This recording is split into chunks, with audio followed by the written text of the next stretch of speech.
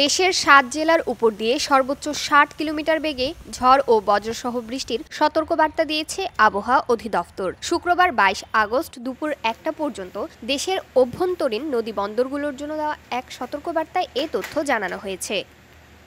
আবহাওয়াবিদ doctor Mohammad Omar ফারুকের স্বাক্ষর করা বিজ্ঞপ্তিতে বলা হয়, খুলনা, বরিশাল, পটুয়াখালী, নোয়াখালী, কুমিল্লা, চট্টগ্রাম এবং কক্সবাজার জেলার উপর দিয়ে দক্ষিণ অথবা দক্ষিণ-পূর্ব দিক থেকে ঘন্টায় ৪৫ থেকে ৬০ কিলোমিটার বেগে অস্থায়ীভাবে দমকা অথবা ঝড়ো হাওয়া বয়ে যেতে পারে। সেই সঙ্গে বৃষ্টি অথবা বজ্রসহ বৃষ্টি হতে পারে।